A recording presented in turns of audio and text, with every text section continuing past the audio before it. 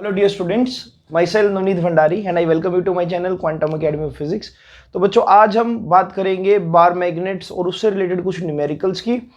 तो हम ये जानेंगे कि बार मैग्नेट को कट कर दो तो डाइपोल मोमेंट पे क्या फ़र्क पड़ता है, और कुछ और अच्छे अच्छे क्वेश्चंस करेंगे। आई होप कि आपने पिछला लेक्चर अच्छे से देख लिया होगा, जिसमें मैंने 4 in 1 आपको लेक्चर दिया था, 4 डेरिवेशन एक सिंगल बार मैग्नेट के ऊपर। ठीक है, तो उसके बाद का लेक्चर आप प्लीज़ नोट डाउन कीजिए जो मैं कराने लगा हूँ। सी, एक हेडिंग दे रहा हूं मैं, इफ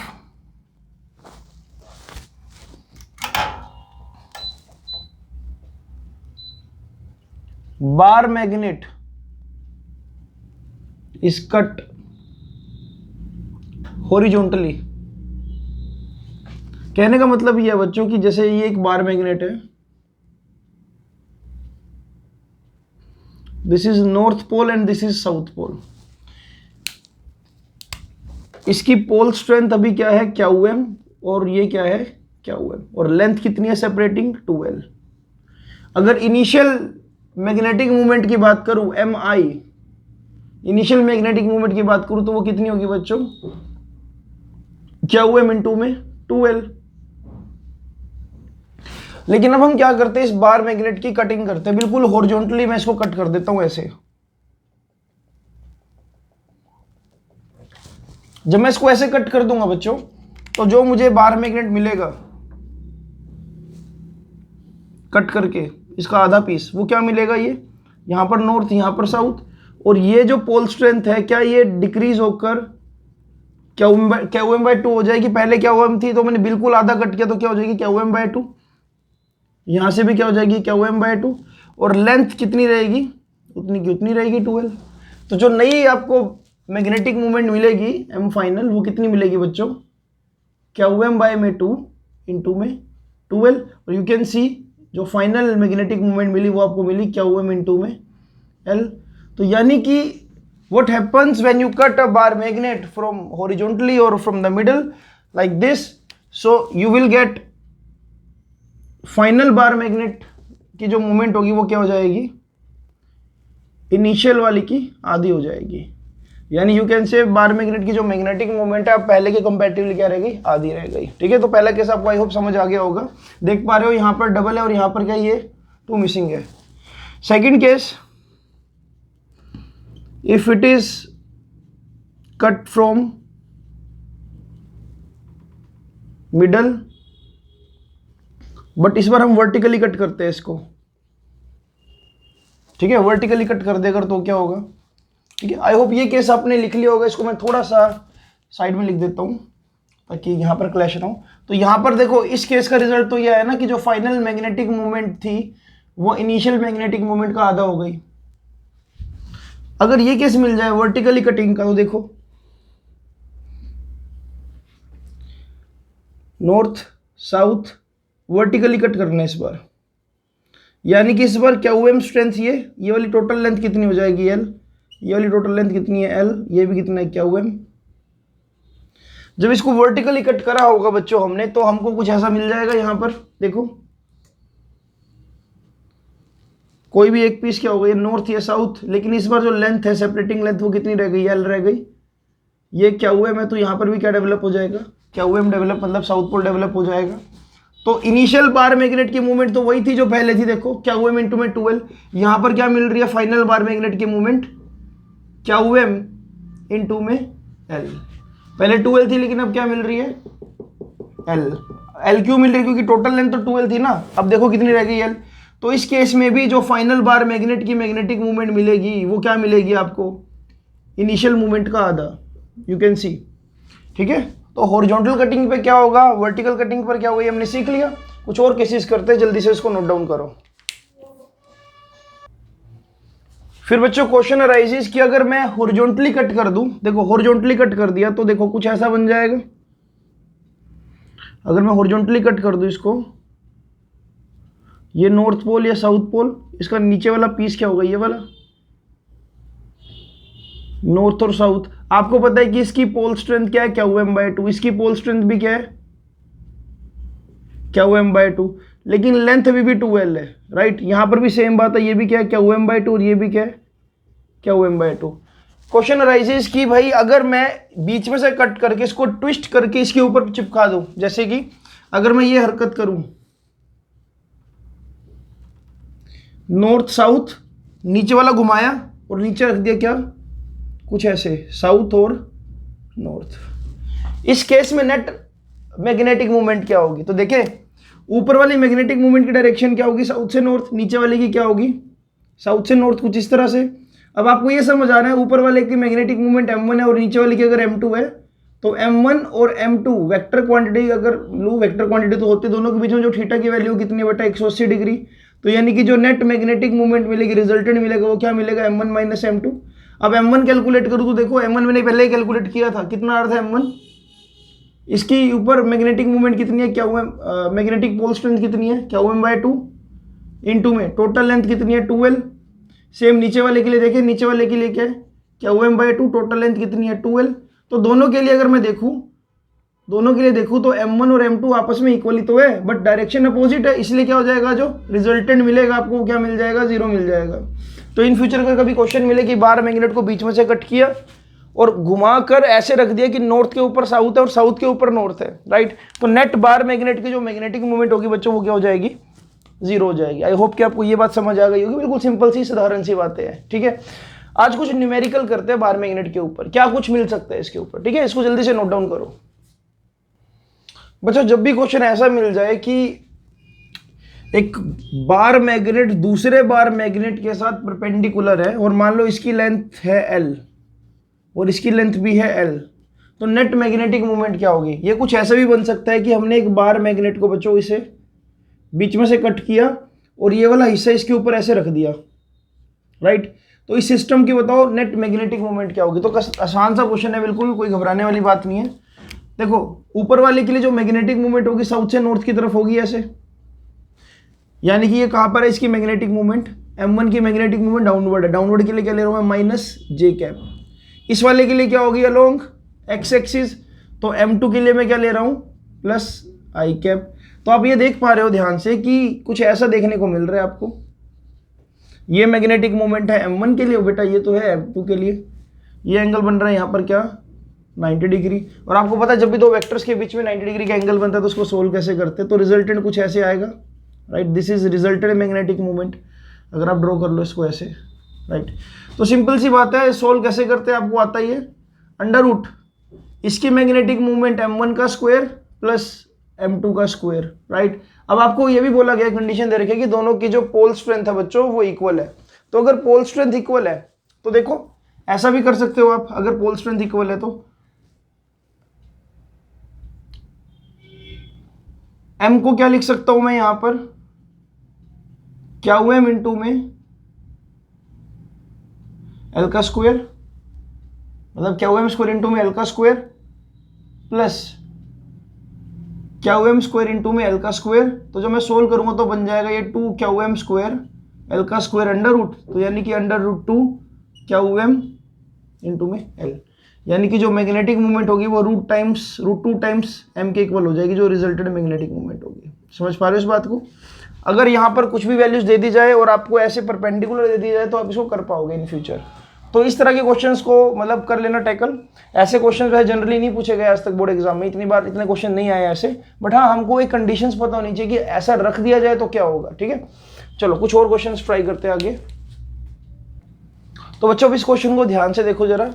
क्वेश्चन क्या है, 2 short magnetic dipoles of magnetic movement 1 ampere metre square are inclined in such a way that their axes are perpendicular to each other and centers are separated by 2 meter. Find magnetic moment at the midway. अब ये है ना बड़ा अच्छा question. इस question को समझना, अगर ये क्वेश्चन आपको बोर्ड एग्जाम में मिल जाए और एक ऐसी इंग्लिश की लाइन लिखी हो तो आपके 2 मिनट तो इसी कंफ्यूजन में चले जाए कि इसको बनाना कैसे है, ठीक है। तो हम ना देखो पहले थोड़ा सा लॉजिक लगाने की कोशिश करते हैं यहाँ पर कि पहली चीज जो मुझे नजर आ रही है वो ये है कि 2 short magnetic dipoles. Short magnetic dipole है तो ठीक है कोई बात नहीं, उसके लिए जो मैग्नेटिक फील्ड होता है एक्सियल पॉइंट का क्या होता है शॉर्ट डाइपोल के लिए 2km/r³। आपने डेरिवेशन में यहाँ p लगाया होगा तो आप m भी लगा सकते हो यहाँ पर, और m ज़्यादा सूटेबल है क्योंकि मैक्सिमम बुक्स में m है, ठीक है। तो इस चीज़ को अगर आप चाहो तो करेक्ट कर लेना नोट्स में कि 2km/r³। इसी तरह से इक्वाटोरियल की बात करूँ मैं km/r³। अच्छा ठीक है बात। अब देखो जरा सी, अगर उनके एक्सिस एक दूसरे के परपेंडिकुलर है तो एक्सिस परपेंडिकुलर कैसे हो सकते हैं? वो ऐसे हो सकते हैं बच्चों की, अगर मैं एक तो बना दूं मैग्नेट ऐसे, ये नॉर्थ ये साउथ, और एक बना दूं मैग्नेट ऐसे, ये नॉर्थ ये साउथ, ठीक है। एक्सिस यानी कि इसका मैग्नेटिक एक्सिस कैसे होगा? ये ऐसे होगा। इसका मैग्नेटिक एक्सिस क्या होगा? ये ऐसे होगा। क्या उनके एक्सिस परपेंडिकुलर आ गए? और ये बोला गया कि जो उनके सेंटर है वो 2 मीटर से सेपरेटेड है। ये सेंटर ये रहा इसका, और इसका सेंटर ये रहा। तो यानी कि ये जो टोटल सेपरेशन है बच्चों, ये कितनी है? 2 मीटर की है। इसके मिडवे में मैं मान लेता हूँ ये मिडवे है यहाँ पर, इस पॉइंट पी पर आपने बताना है कि नेट मैग्नेटिक मूवमेंट क्या होगी। अब एक समझो बात को, ये इस मैग्नेट 1 के लिए तो बन गया कौन सा पॉइंट? Axial point. और मैग्नेट 2 के लिए कौन सा पॉइंट बन गया? ये इक्वाटोरियल पॉइंट। अब यहां पर देखो साउथ पोल इसके पास है, तो इसके लिए जो नेट मैग्नेटिक मूवमेंट आएगी, सॉरी मैग्नेटिक फील्ड आएगा, वो क्या आएगा? अंदर की तरफ। देखो लगेगा दोनों की वजह से, लेकिन सीधा रिजल्ट पर बात करो, साउथ पोल पास है इस पॉइंट के, तो नेट मैग्नेटिक फील्ड जो इस 1 मैग्नेट की, मैं लिख देता हूं यहां पर, B1 की जो डायरेक्शन आएगी वो क्या आएगी? मान लो B1 की डायरेक्शन में सीधा सीधा फॉर्मूला लगा देता हूं यहां से। सेंटर से दूरी कितनी है? सीधा सीधा बोल देते हैं ये 1 सेंटर से, हाँ ये मिड पॉइंट ले रहा हूं ना सेंटर से, तो 1 मीटर हो गया ये। और सिमिलरली ये भी क्या हो गया? 1 मीटर हो गया यहां से। तो बी एक्सियल का अगर फॉर्मूला लगाएं हम तो क्या होता है? 2km/r³। और मैं बोल रहा हूं कि जो B1 वेक्टर है वो क्या है? Along -i cap. समझने वाली बात है, ठीक है। तो 2 इंटू में k की वैल्यू क्या होती है? 10⁻⁷। मैग्नेटिक मूवमेंट आपको 1 दे ही रखी है, अपॉन में क्या आ जाएगा? r³। r भी 1 है, वही 1 का क्यूब कर दो। तो जो B1 वेक्टर आया बच्चों वो क्या आया? 2 इंटू में 10⁻⁷ टेस्ला। डायरेक्शन लिखना चाहो तो डायरेक्शन लिख दो क्या? -i cap. अब ना यहां पर इस मैग्नेट के लिए सोचो जरा ये बात, इस मैग्नेट के लिए अगर मैं ड्रॉ करता, देखो वैसे तो मुझे पता होना चाहिए यहां पर बिल्कुल सेम, तो देखो जो साउथ पोल है, देखो साउथ पोल की तरफ ऐसे, नॉर्थ पोल की वजह से ऐसे रिजल्टेंट यहां पर मिलेगा, ये ऐसे है ना। देखो ये नीचे की तरफ रिजल्टेंट जा रहा है, यानी कि इसका जो मैग्नेटिक फील्ड बनेगा इसकी वजह से वो क्या होगा? डाउनवर्ड डायरेक्शन में। पर देखो ना, अगर ये डाइपोल ऐसे होता, कल हमने पढ़ा था ये वाले कंपोनेंट थे 2b cosθ ऐड हो गए थे, राइट। तो यानी कि जो मैग्नेट 2 है उसके लिए एक तो एक इक्वाटोरियल पॉइंट है, तो यानी कि B2 क्या हो जाएगा? km/r³, ठीक है। और k की वैल्यू लगाऊं 10⁻⁷, मैग्नेटिक मूवमेंट कितनी है? 1, और डिवाइड बाय 1 का क्यूब, तो जो B2 की वैल्यू आएगी बच्चों वो कितनी आ जाएगी? 10⁻⁷ टेस्ला। अगर आप डायरेक्शन देना चाहो तो नीचे की तरफ डायरेक्शन है, नीचे की तरफ डायरेक्शन के लिए मैं क्या यूज करूंगा? यहाँ पर 10⁻⁷ - j कैप यूज कर लो। अब आप ये चीज देख पा रहे हो बच्चों यहाँ पर कि जो दोनों का रिजल्टेंट आएगा, देखो दोनों जो मैग्नेटिक फील्ड है वो एक दूसरे के साथ 90 डिग्री का एंगल बना रहे हैं, ठीक है। ये हो गया B1 और ये क्या हो गया? B2 vector. रिजल्टेंट कुछ ऐसे आएगा, राइट। तो रिजल्टेंट निकाल दो। रिजल्टेंट निकालना कोई मुश्किल बात तो नहीं है। देखिए कैसे निकलेगा रिजल्टेंट। ठीक, आपको क्या करना है? दोनों देखो वेक्टर क्वांटिटीज है ना, तो सिंपल सा है, यहीं पे मैं कर रहा हूँ। रिजल्टेंट क्या होगा? B1 का स्क्वायर प्लस B2 का स्क्वायर √। तो सी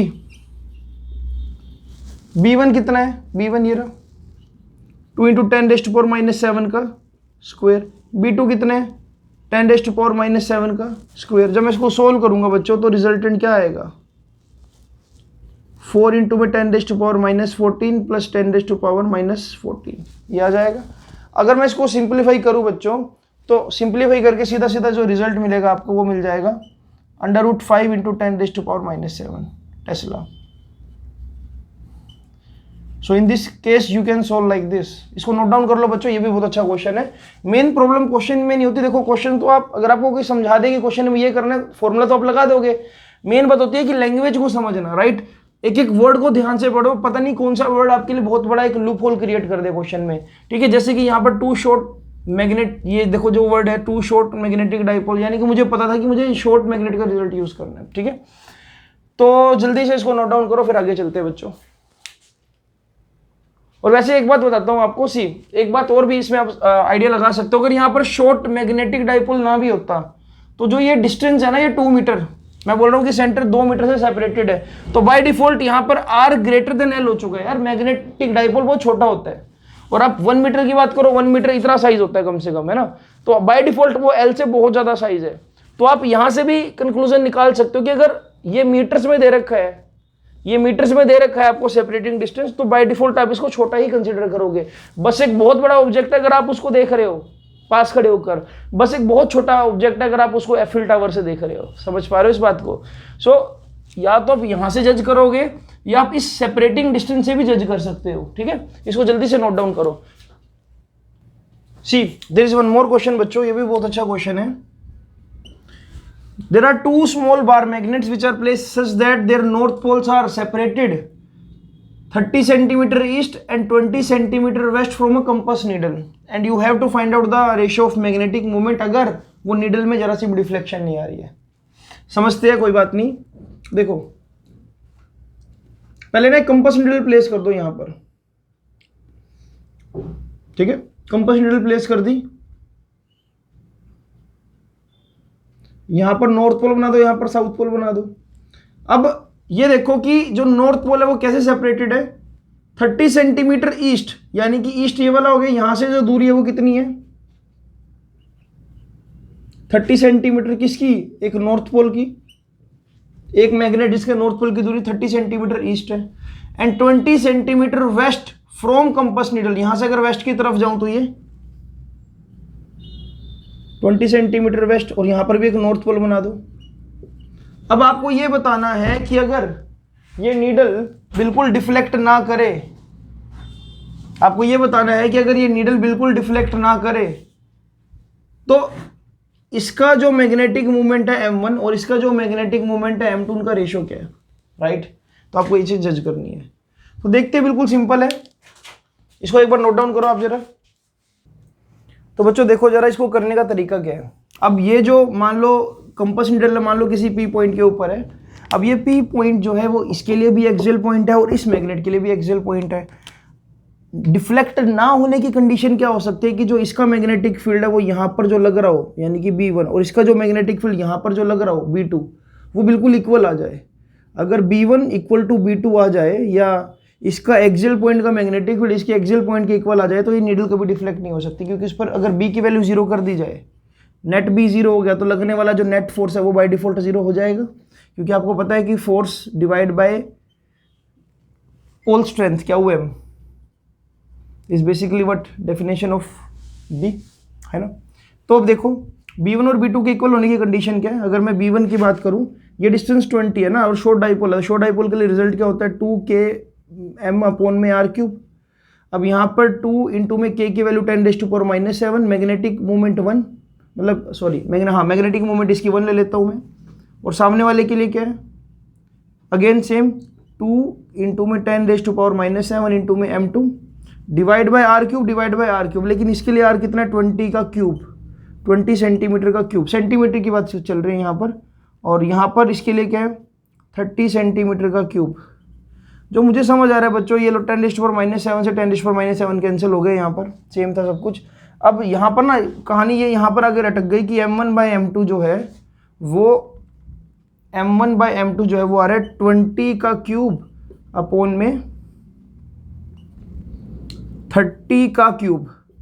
सी अगर मैं इसको मीटर में कन्वर्ट कर भी तो उससे कोई फर्क नहीं पड़ने वाला, क्योंकि जब कन्वर्ट करने के लिए आप यहाँ पर मल्टीप्लाई बाय 10⁻⁻⁶ और 10⁻⁻⁶ लगोगे वो कैंसिल हो जाएंगे, राइट।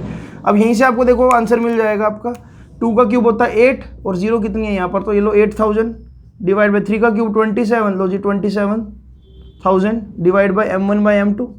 तो जब आपने रेशो निकाला बच्चों तो ये देखने को मिला कि इसकी जो मैग्नेटिक मूवमेंट है अगर वो m1 है उसकी अगर m2 है तो जो दोनों का रेशो आ रहा है वो कितना आ रहा है 8:27, राइट। दोनों की मैग्नेटिक मूवमेंट का रेशो 8:27 है अगर ये नीडल यहाँ पर डिफ्लेक्ट नहीं हो रही है, और यही आपको निकालना था। कंसेप्ट आसान होता है लेकिन क्वेश्चन की स्टेटमेंट समझना थोड़ा सा मुश्किल हो जाता है कई बार, राइट। तो जल्दी से इसको नोट डाउन करो। आज के कमेंट बॉक्स के लिए मैं आपको एक न्यूमेरिकल दे रहा हूँ, राइट, और फिर उस न्यूमेरिकल को आप कोशिश करना कि सोल्व कर सको, ठीक है बच्चों। तो अभी एक कमेंट बॉक्स क्वेश्चन आ रहा है आपके पास, इसको देखना ध्यान से।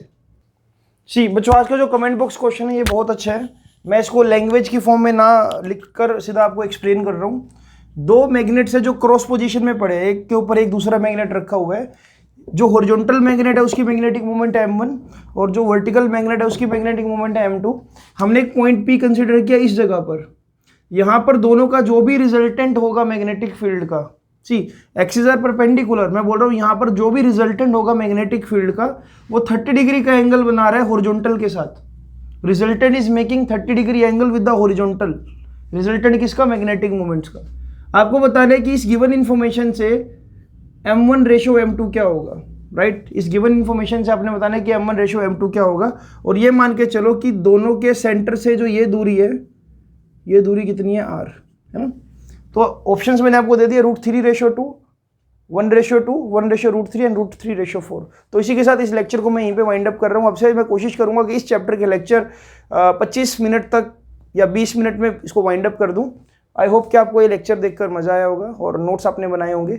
अगला लेक्चर भी बैक टू बैक मैं आज के दिन ही डाल रहा हूँ क्योंकि सिलेबस को हमने वाइंड अप करना है जल्दी से जल्दी। सितंबर में एग्जाम आने वाले हैं, तो 15 अक्टूबर डेडलाइन दे दी गई है आपको कि 15 अक्टूबर तक आपको सिलेबस हर हाल में फिनिश करना है मुझे। तो इसी के साथ मिलते हैं बच्चों आपसे अगली वीडियो में। जब भी आप इस वीडियो को देखो ऑन द स्पॉट इसके नोट्स बना लो क्योंकि अगली वीडियो भी आपकी अब जल्द आने वाली है। इसलिए बिल्कुल डिले मत करना कि आज तो एक ही वीडियो देखेंगे, नहीं, आज दिन में दो वीडियो आपको देखनी पड़ेगी क्योंकि अगली वीडियो भी सिर्फ 10 या 15 मिनट की मैं बनाऊंगा, ठीक है। सो बच्चों मिलते हैं आपसे अगली वीडियो में। Thank you so much for watching this and comment box question please जरूर आंसर करना।